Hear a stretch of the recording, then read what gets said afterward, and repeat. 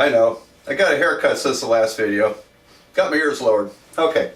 Well, anyway, we're going to really change the subject this time and get into graphing and trig functions. And I'll spend almost all my time on sines and cosines because those graphs are actually quite useful for applications. And now the other four trig functions, their graphs are interesting, and we'll talk about them kind of briefly, but I'm not aware of any real applications of those graphs. But sines and cosines, very important because they create the wave patterns. So let's pick apart the sine function here. What are the elements of a sine, a graph of a sine? All right, so I'm going to call it y equals to sine of t, because very often the horizontal input axis we think of as time. As time changes, what's happening. And so, all right, let's graph that. And here's t, time. Of course, the y is the sine function. Now then, this is as basic as you're going to get. There's no number other than 1 multiplying t. There's no number on the outside. Nothing added or subtracted inside there. And the sine of 0 degrees or 0 radians is 0. Remember, that's the y-coordinate at 0 degrees or 0 radians. On the unit circle, the y-coordinate is 0.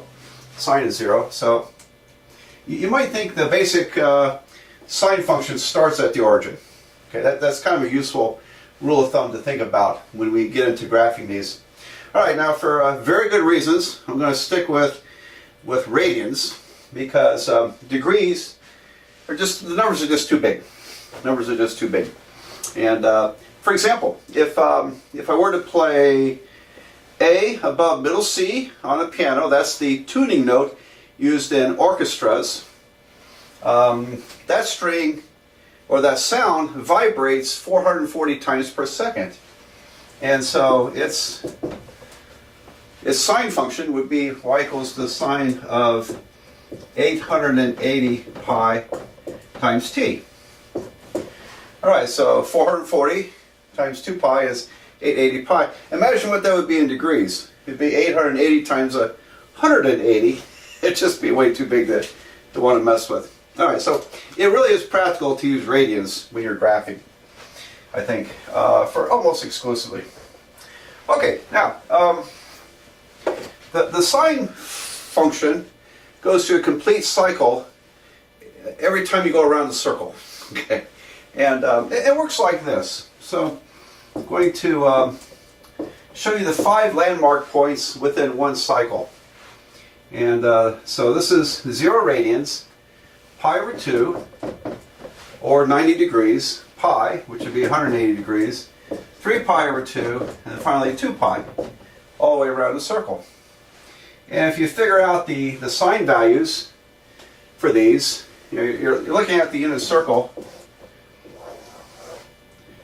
It goes 0, 1, 0, minus 1, back to 0. That's what sine's doing. And with these values here.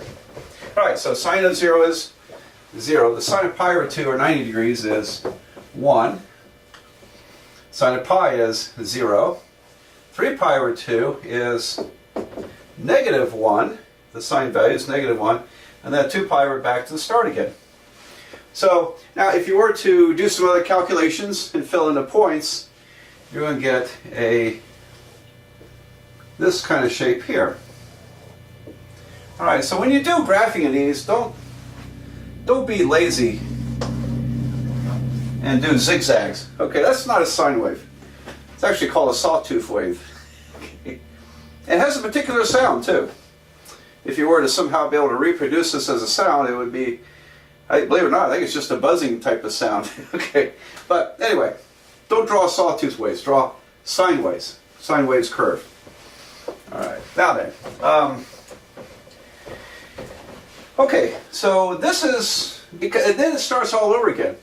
So if we kept on going, now you're taking another lap around the circle. Here's 5 pi over 2, 3 pi, and so on. Then you repeat the same pattern. So, and you could go it backwards, it would be the same. So on. All right, so there's a sine wave. It goes forever in both directions.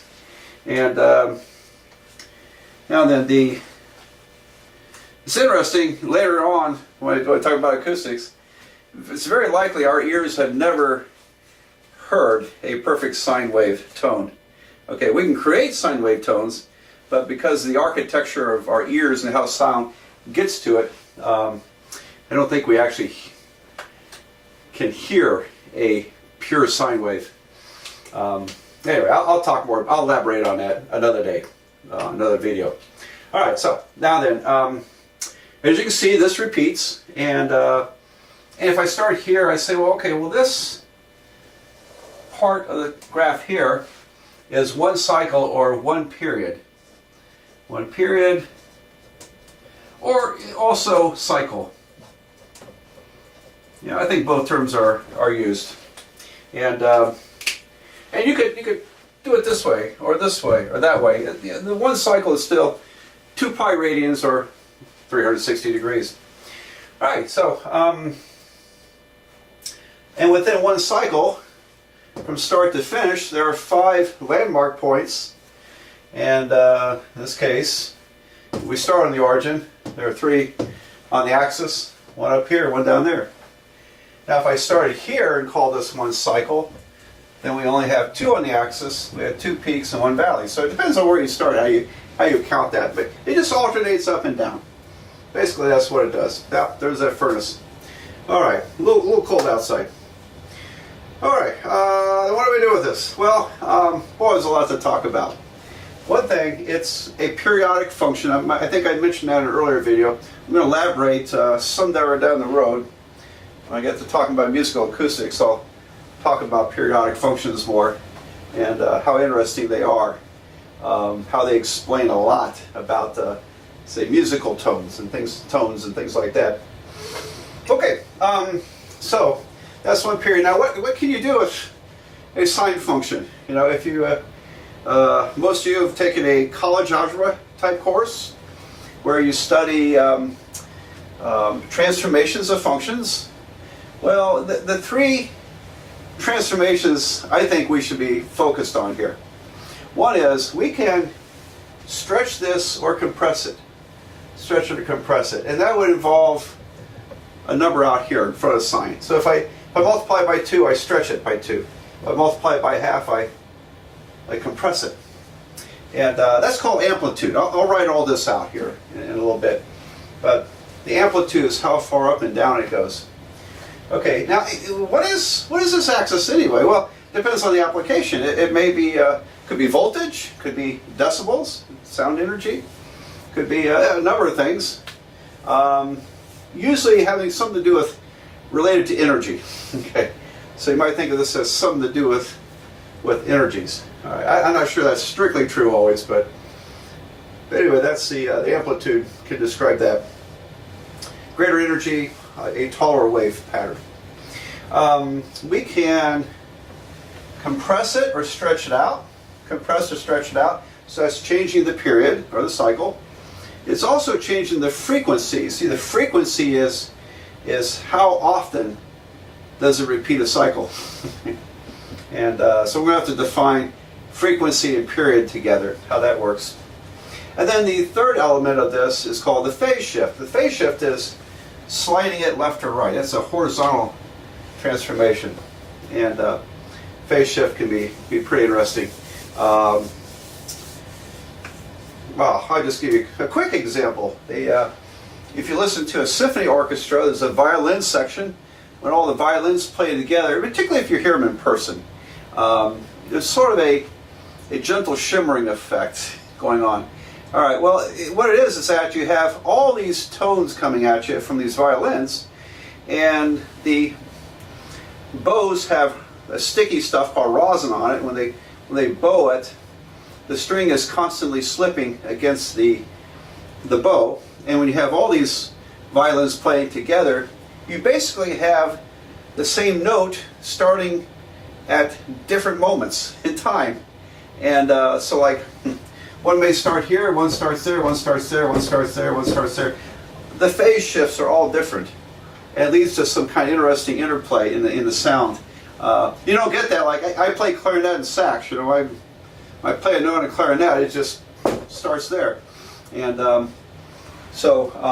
but violins, there's really a constant shifting of all these, many times per second, in fact, of the phase shifts, which creates a kind of interesting audible effect, I think, when they're bowed. All right. Well, anyway, I can talk a lot about music and math.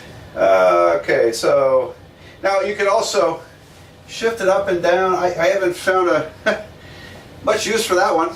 We can vertically shove it up and down. I'm not sure what that would be very useful for. I wouldn't think it would be very common. And so can you reflect it?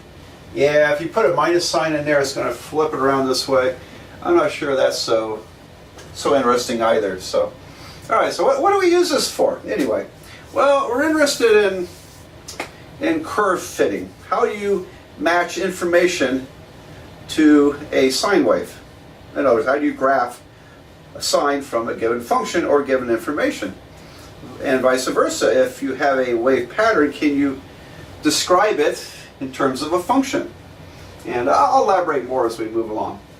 All right, so I'm going to erase this stuff and kind of lay out the basic function for sine and cosine and its elements.